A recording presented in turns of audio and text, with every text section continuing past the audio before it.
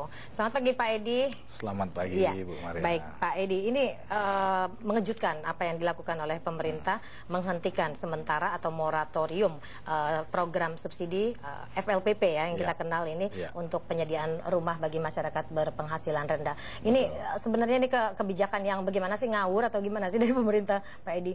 Memang ini kebijakan yang sangat termasuk kebijakan yang mengagetkan juga ya. Namanya kita terkejut pasti ada yang jadi korban lah. Namanya impact pasti ada yang sakit kan. Jadi memang pada tanggal 6 Januari itu ada keluar surat dari Kementerian Perumahan bahwa subsidi untuk KPR ini sementara tidak bisa dijalankan. Ini mengakibatkan pengembang-pengembang kita yang mana sudah siap untuk menjual rumahnya menjadi tidak bisa dijual, artinya gagal jual. Gagal jual. Sampai dengan saat ini data yang masuk ke kita itu ada 56.023 unit di 7 provinsi itu yang gagal jual. Jadi nilainya kira-kira 3,9 triliun rupiah. Jadi hal ini tentu saja membuat pengembang-pengembang kita yang umumnya adalah pengembang kecil dan pengembang menengah, mereka sangat tergantung dengan cash flow mereka sangat ketat. Jadi akibat ini tidak bisa dijual, maka mereka tidak punya income, tidak ada cash flow ya untuk membangun lagi ya. Jadi mereka tidak bisa membangun lagi.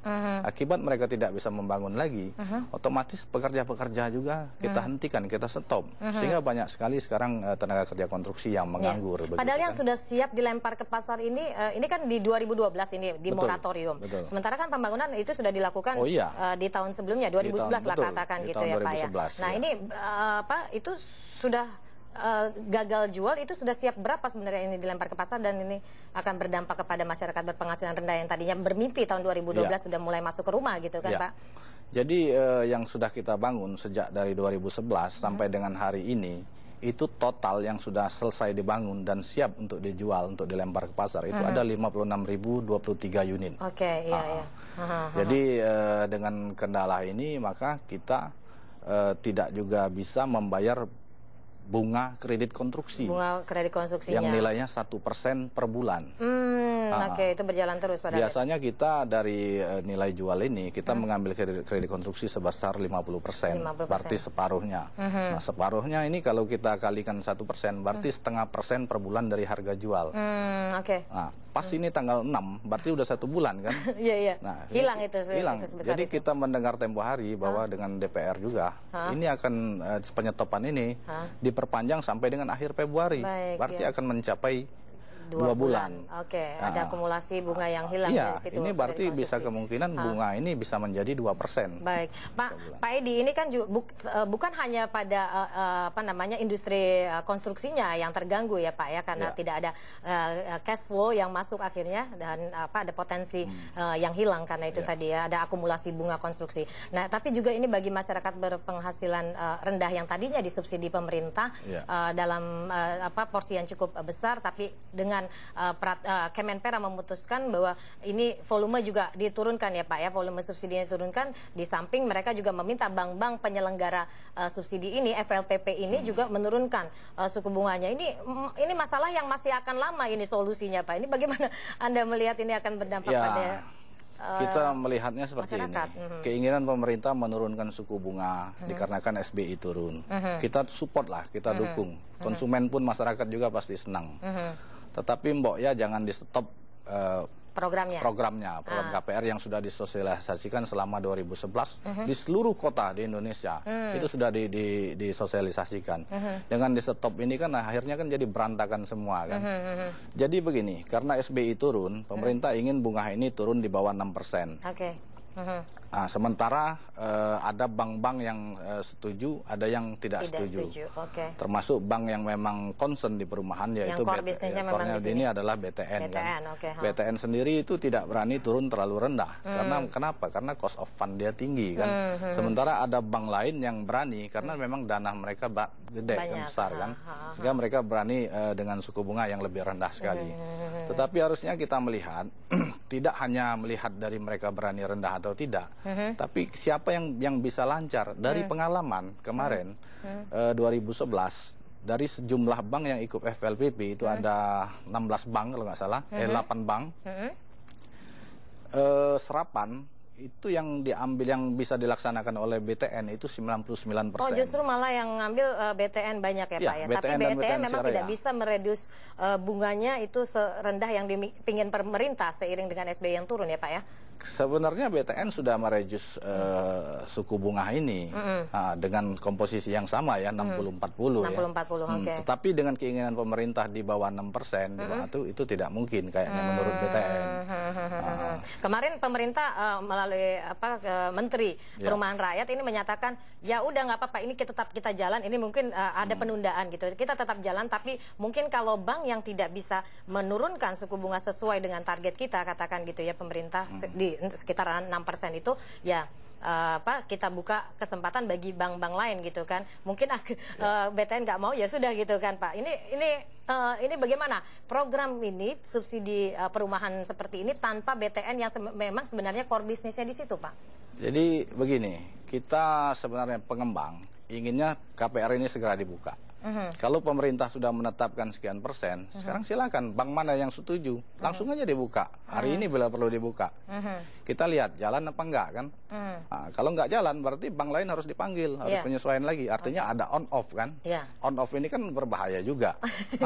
Atau kalau tidak, kita pakai metode lain. Itu sebagai contoh KUR. KUR itu bagus sekali, itu untuk KUR itu untuk retail dan mikro kan. Nah, itu ditentukan batas bunga maksimum. Nah, dengan bunga maksimum ini silakan bank bersaing, siapa yang mencari marketnya kan. Jadi ditetapkan saja maksimumnya berapa bunga maksimumnya berapa.